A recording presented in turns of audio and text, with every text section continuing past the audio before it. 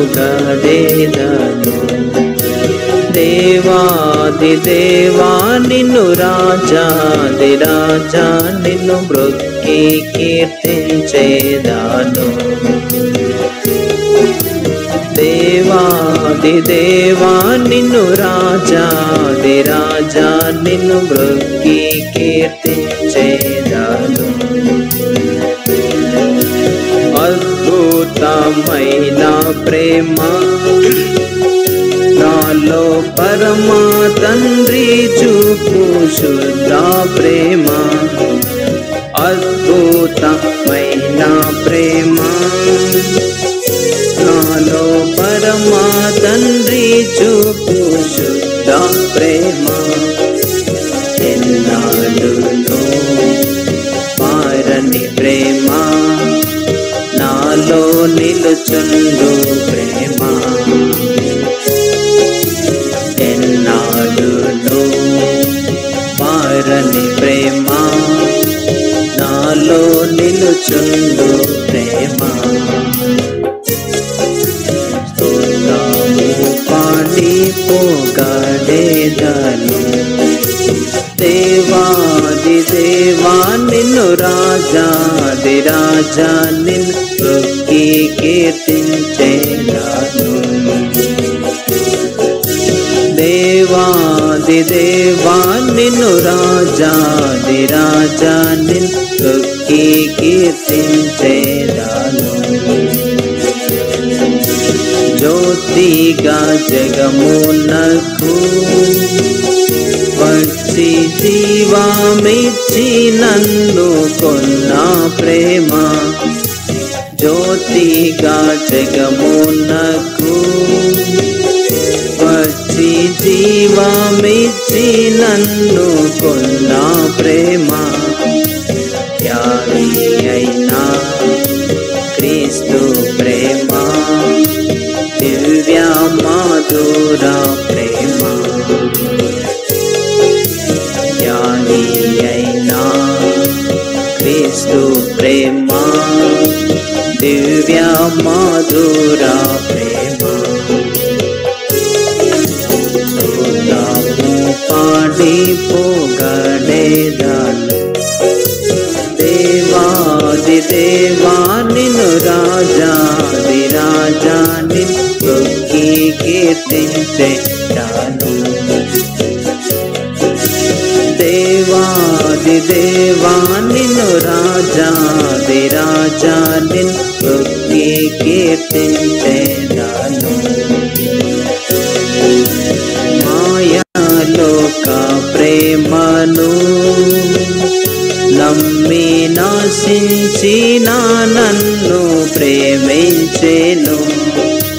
మాయాలోక ప్రేమను నమ్మి నాశించిన నన్ను ప్రేమించెను. నన్ను జయించిన దైవ ప్రేమ నన్నాకర్షించే ప్రేమ. నన్ను జయించిన దైవ ప్రేమ నాలో పొంగు ప్రేమ. స్తోత్రము పాడి పొగడేదను.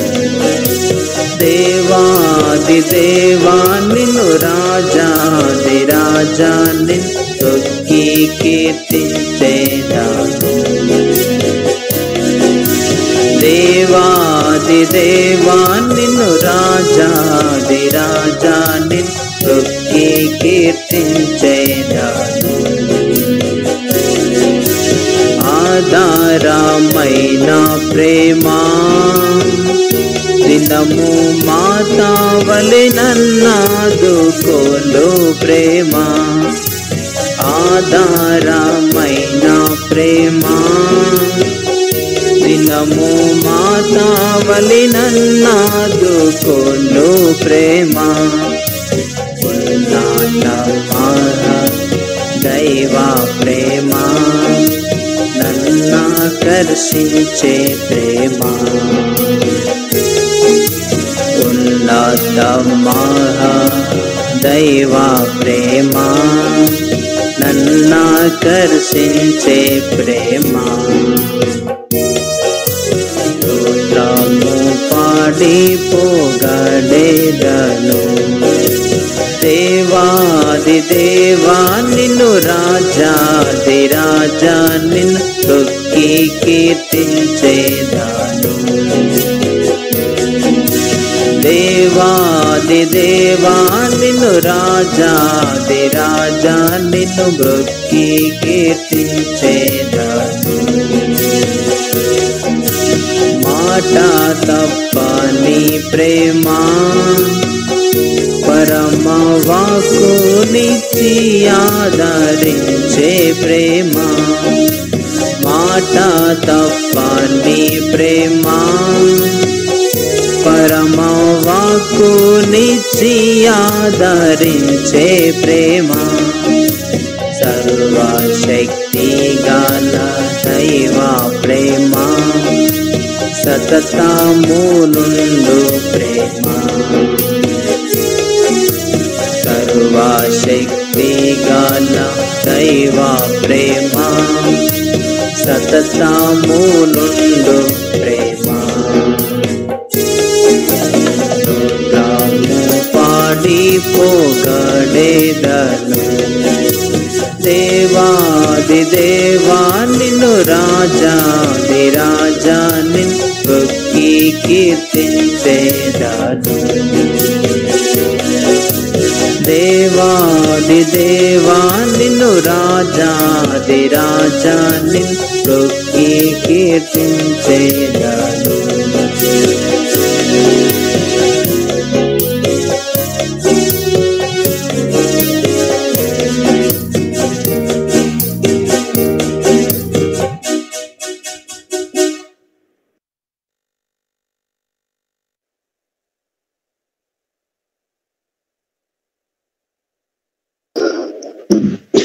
అండి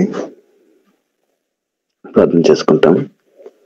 మా ప్రియమైన పరలోకపు తండ్రి, సజీవమైనటువంటి దేవ, అద్వితీయ సత్య దేవ, నా రక్షణకర్త తండ్రి, నా రక్షకుడు యేసు ప్రభు నామమున వందనం చెల్లిస్తున్నాను తండ్రి.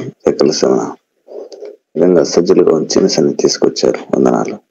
పాపాత్మను ఉపయోగించాను మహాకృప చేత యేసు ప్రభు ద్వారా, యేసు ప్రభు చుట్టిన ప్రేమ, శిల్వ త్యాగము, కార్చిన రక్తం ద్వారా యేసు ప్రభు నర్సులో ప్రాణం పెట్టి చనిపోయి సమాధి చేయబడి మూడదిన లేచి ద్వారా పాపం క్షమాపణ పరిహారం చేసి ప్రభాన్ని మరణం చేత మరణం నరకాన్ని కొట్టివేసి నిత్య జీవించాం.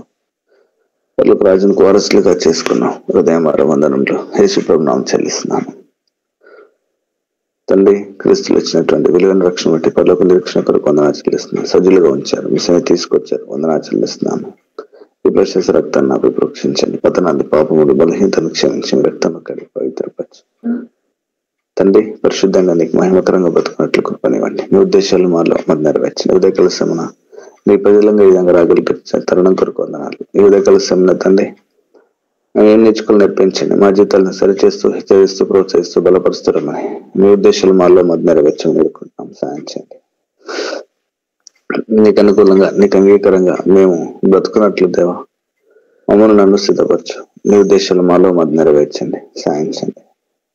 ఇంకొక లేఖనాల ద్వారా మొత్తం మాట్లాడి మమ్మల్ని బలపరిచి మహిమను పొందమని, నీ ఉద్దేశాలు మాలో మధ్య నెరవేర్చమని, ముందున సన్నిధికి న్యాయకరంగా, క్షేమంగా, దీనకరంగా ఉంచమని, నీవే కృప చూపుతారమని, సహాయించమని మా రక్షకుడి యేసు ప్రభు నామమున స్తుతించి ప్రార్థన చేస్తున్నాం మా తండ్రి. ఆమేన్.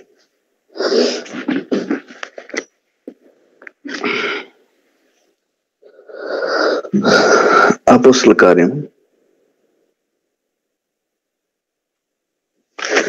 8వ అధ్యాయం 8వ వచనం.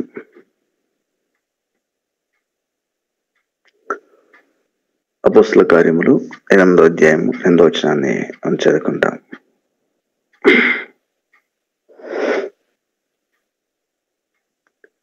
అందుకు ఆ పట్టణంలో మిగుల సంతోషము కలిగెను. ఇక్కడ జరిగిన సంఘటన, ఇక్కడ జరిగినటువంటి పరిస్థితులు కనుక చూస్తే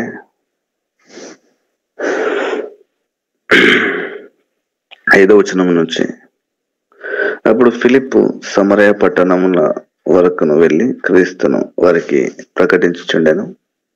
జన సమూహములు విని ఫిలిప్పు చేసిన సూచక్రియలను చూచినందున అతడు చెప్పిన మాటలందు ఏక మనసుతో లక్ష్యముంచగా అనేకులను పట్టిన అపవిత్రాత్మలు పెద్ద కేకలు వేసి వారిని వదిలిపోయాను. పక్షవాయు గల వారు కుంటివారిని అనేకులు స్వస్థ పొందిరి. అందుకు ఆ పట్టణంలో మిగుల సంతోషం కలిగిన.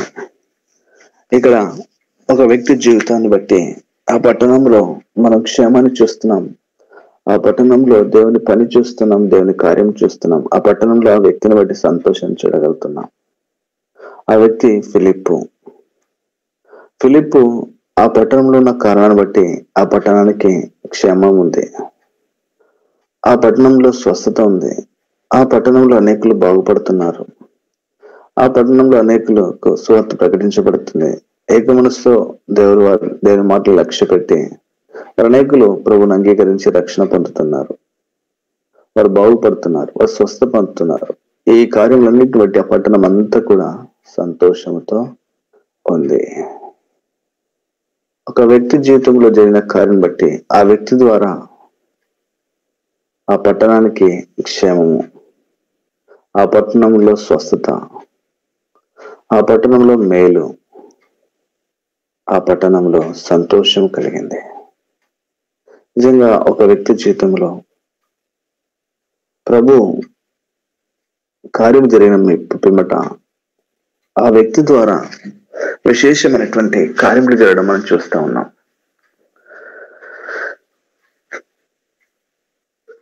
అదేవిధంగా యేసు ప్రభు వారు కూడా ఈ లోకానికి రావడాన్ని బట్టి ఈ సంతోషకరమైన కార్యం ఎలా జరిగింది అనేది ఒకసారి ఆలోచన చేస్తే,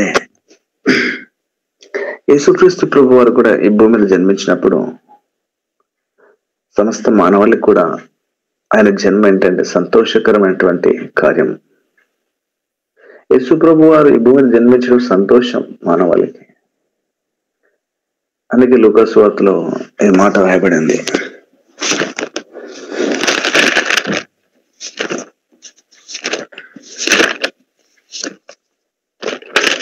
2వ అధ్యాయం 10వ వచనంలో,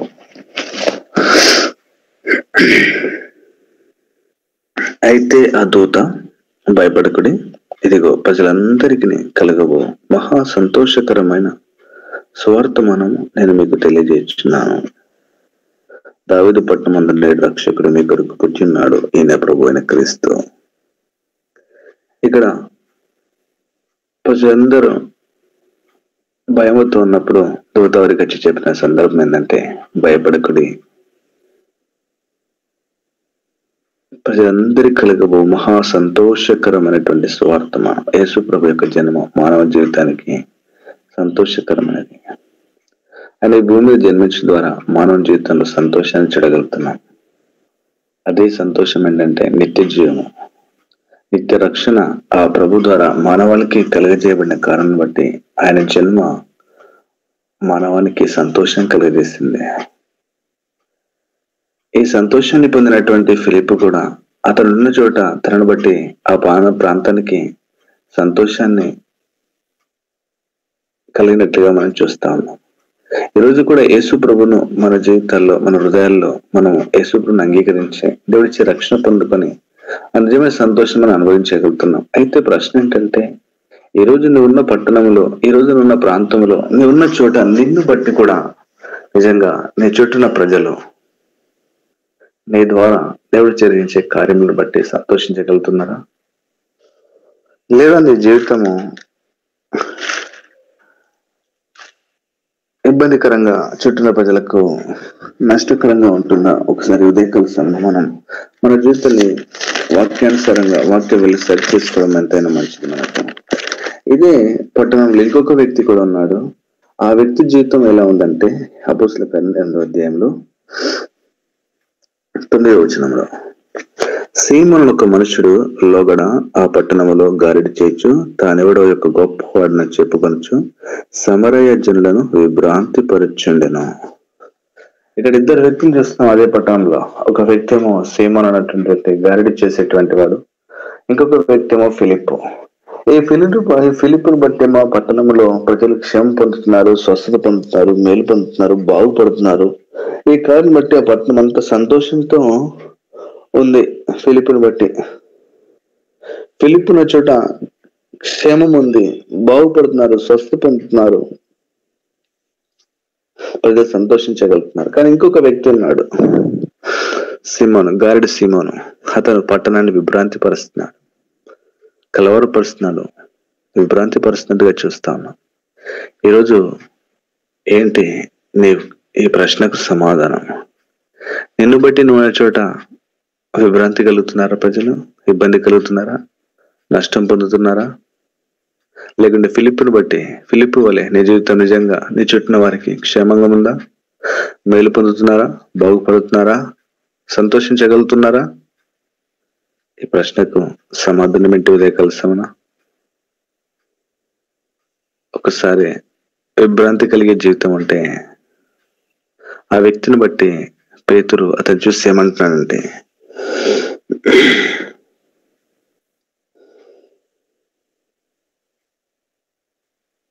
21వ వచనంలో, నీ హృదయము దేవుని ఎదుట సరైనది కాదు. ఈ సీమను చూసి పేతురు, నీ హృదయము దేవుని ఎదుట సరైనది కాదు కనుక ఈ కార్యము నీకు పాలు పంపులు లేవు. కాబట్టి నీ చెడుతను మానుకొని మారు మనసు పొంది ప్రభువుని వేడుకొని ఒకవేళ మీరు క్షమింపబడవచ్చు. ఆ సీమన్ దేవుని దాసుడు హెచ్చరిస్తా ఉన్నాడు, ఓ బాబు, నీ హృదయం దేవుడి సరిగా లేదయ్యా, దేవుని వేడుకో, దేవుడు క్షమించవచ్చును. ఎందుకంటే నువ్వు చేసేటువంటి ఆలోచన, నీ జీవితము దేవుని సరిగా లేదు. ఉదయకాల సమన నిజంగా దేవుని నీ హృదయం ఎలా ఉంది? దేవునికి అనుకూలంగా ఉందా? సరిగా ఉందా? ఒకవేళ లేకపోతే సరి చేసుకోవడానికి తరుణం ఇచ్చినప్పుడు సరి చేసుకోవడం మంచిది, బాగు చేసుకోవడం మంచిది. నీ ద్వారా నీ ఉన్న చోట ప్రజలు విభ్రాంతికి గురి కాకూడదు, నష్టానికి గురకూడదు. నిన్న చోట క్రీస్తు అంగీకరించాం. మహా సంతోషకరమైనటువంటి యేసుప్రభు యొక్క జన్మ మానవాళికి సంతోషం. యేసుప్రభు మన జీవితంలో జన్మించుతారా, మన జీవితానికి ఒక గొప్ప సంతోషాన్ని దేవుడు మనకిచ్చాడు. నిత్య రక్షణ, నిత్య ఆనందము, నిత్య జీవం అనే సంతోషాన్ని మనకిచ్చాడు. అయితే ఈ రక్షణ సంతోషాన్ని అనుభవిస్తున్న నీవు నేను మనం ఉన్న చోట, మనం ఉన్న ప్రాంతంలో, మన కుటుంబంలో మన ద్వారా క్షేమం ఉండాలి, మేలు ఉండాలి. మన ద్వారా మన చుట్టూ ప్రజలు సంతోషం పొందాలి. ఇది ప్రభువును కలిగిన దానికి గుర్తుగా మన జీవితం ఉండాలి. దీనికి వేరుగా ఉంటే నిజంగా ఎవరే కలిసి మనం కూడా సరి చేసుకోవడం ఉంటుంది. అంత మాత్రమే కాదు, ఈ ఫిలిప్ ఎక్కడ ఉంటే అక్కడ దేవుడి కార్యం చూడగలుగుతున్నాం. ఒక ప్రాంతం అదే అధ్యాయంలో అతను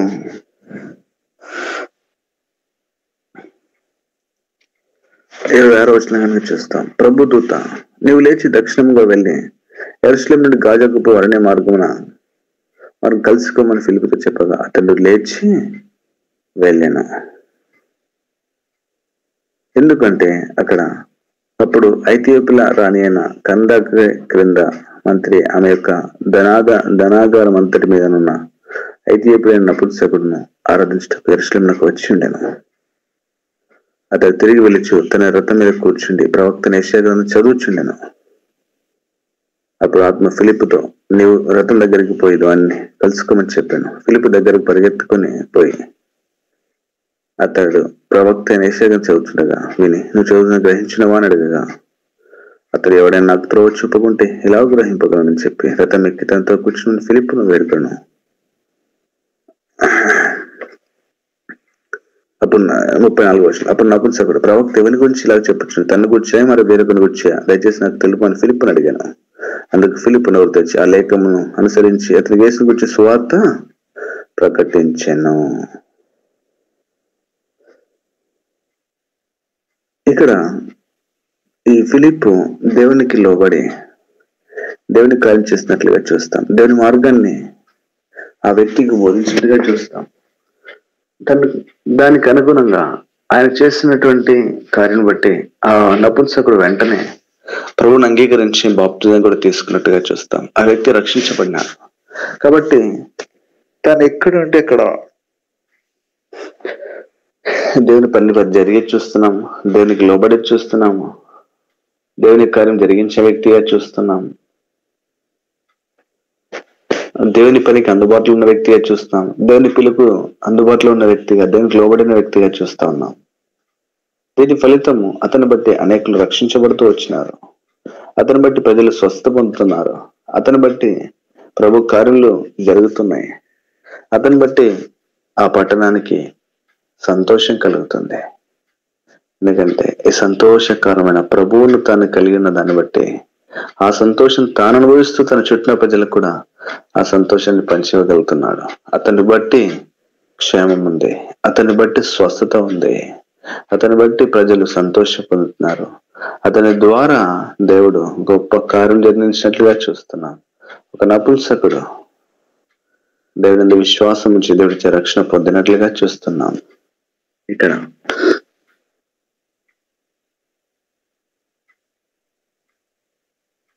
37 ఫిలిప్పు, నీవు పూర్ణ హృదయంతో విశ్వసించిన ఎడల పొందవచ్చని అతడు యేసుక్రీస్తు దేవుని కోని విశ్వసించిన ఉత్తరం ఇచ్చాను. ఫిలిప్పు నపుంసకుడు ఇద్దరు నీళ్లు దిగిరి, అంతటా ఫిలిప్పు అతని బాప్తిజము ఇచ్చాను. ఇతని ద్వారా దేవుని యొక్క కార్యములు ఏ విధంగా జరగడానికి చూస్తున్నాం. అందుకే ఇక్కడ రాయబడింది, అందుకు ఆ పట్టణంలో మిగుల సంతోషము కలిగాను. ఒక వ్యక్తి జీవితం ఆ పట్టణం సంతోషించడానికి కారణమైంది. ఆ వ్యక్తి ద్వారా ప్రజలు సత్యదేవుని తెలుసుకున్నారు. ఆ వ్యక్తి ద్వారా అనేకులు రక్షించబడుతూ వచ్చినారు. ఆ వ్యక్తి ద్వారా ప్రజలు క్షేమమును, స్వస్థతను, మేలు పొందుతూ వచ్చినారు. అతడున్న చోట ఆ వ్యక్తి జీవితము అక్కడున్న ప్రజలకు సంతోషాన్ని కలుగజేసింది. ఇది ఆ వ్యక్తిలో జరిగిన కార్యమును బట్టి ఈ కార్యం మనం చూడగలుగుతున్నాం. ఎందుకంటే మహా సంతోషకర సువార్తను రక్షకుడు పుట్టి ఉన్నాడు. ఆ రక్షకుడు తనలో స్వీకరించిన కారణం బట్టి ఆ సంతోషం తను అనుభవిస్తూ తనున్న చోట తన చుట్టూన్న ప్రజలు కూడా సంతోషము తనను బట్టి కలిగినట్టుగా చూస్తాం. ఈరోజు రక్షకుని కలిగి ఉన్నాం, సంతోషం. నిజంగా రక్షణ కలిగి ఉన్నాం మనం. మన రక్షకుడు బట్టి మన జీవితాలు మన చుట్టూ వారికి క్షేమాన్ని కలిగజేస్తున్నాయా?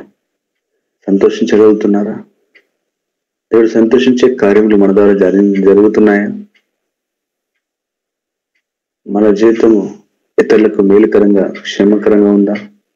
సంతోషకరంగా ఉందా? ఒకవేళ సీమోను వలె, గారిడి సీమోను వలె ఒకవేళ విభ్రాంతి కలిగజేస్తున్నావా? అలాంటి జీవితం ఉంటే అతను చూసి పేతురు అన్నాడు, దేవుని సరిగా లేదు, దేవుని క్షమాపణ వేడుకుంటున్నాడు. ఈ రోజు కూడా మన జీవితం దేవుని సరిగా లేకపోతే సరి చేసుకొని క్షమాపణ వేడుకొని, ప్రభువా నీ ఎదుట అర్థం సరిగా ఉంచండి. నువ్వు ఈ భూమి మీద జన్మించడం ద్వారా మానవులకి సంతోషము, నువ్వు జన్మ మానవులకి సంతోషకరమైన కార్యం. నువ్వు నా జీవితంలో జన్మించావు, ఇది నా జీవిత సంతోషం. గొప్ప సంతోషకరమైన కారణం రక్షణ కార్యాలు జరిగించారు, రక్షణ ఇచ్చారు. ఇది నా జీవితం గొప్ప సంతోషం ప్రభువా. అయితే నేను కూడా నువ్వు ఇచ్చిన సంతోషకరమైన రక్షణ కలిగి నేను జీవిస్తూ నేనున్న చోట నా చుట్టూన్న ప్రజలు కూడా ఫిలిప్పు వలె స్వస్థత పొందాలి, ప్రజలు క్షేమం పొందాలి, మేలు పొందాలి, నిన్ను తెలుసుకోవాలి, రక్షించబడాలి, ప్రజలు సంతోషించాలని ఉన్న చోట అలాంటి కార్యం నా ద్వారా జరిగించు. ఫిలిప్పు ద్వారా ఫిలిప్పు నీకు అందుబాటులో ఉన్నాడు, నీ పిలుపునకు స్పందించినాడు, లోబడినాడు. అతని ద్వారా అనేక నేను విశ్వాసం వచ్చినట్లుగా చూస్తున్నా. నా జీవితంలో కూడా నేనున్న చోట నువ్వు సంతోషించే విధంగా, నా చుట్టుపక్కల సంతోషించిన విధంగా బతకడానికి నాకు సహాయం చేయ ప్రభువా. నా ద్వారా కూడా నా చుట్టుపక్కల మేలు పొందాలి, క్షేమం పొందాలి, అనేక నేను నీకు లోబడాలి, నీకు అందుబాటులో ఉండాలి, నీ పనికి అందుబాటులో ఉండాలి. అనేకులు కూడా ప్రభువా నేను విశ్వాసం ఉంచే విధంగా రక్షించబడి నన్ను కూడా నీ సాధనంగా వాడుకోండి. అలా నీకు ఎప్పుడు నీకు అందుబాటులో ఉండడానికి, నీకు బతకడానికి నన్ను సిద్ధపరచు. నన్ను బట్టి కూడా నేను నిన్ను బట్టి నేను ఆనందిస్తూ సంతోషిస్తూ, నీ రక్షణ బట్టి, నీ రక్షణ కార్యం బట్టి సంతోషిస్తూ నా చుట్టూ వారు కూడా సంతోషించే విధంగా నేను నీకు అంగీకారంగా బతుకుంటున్నాను. సిద్ధపరచు ప్రభువా. అలాంటి జీవితం నాకు ఇవ్వమని మన జీవితాలు ప్రభు గొప్ప చెప్పుకొని అలా ఉండడానికి మనం ప్రభు ఎదుట సహాయాన్ని కోరిన ప్రభు అలాంటి జీవితం మనకు అనుగ్రహించిన గాక.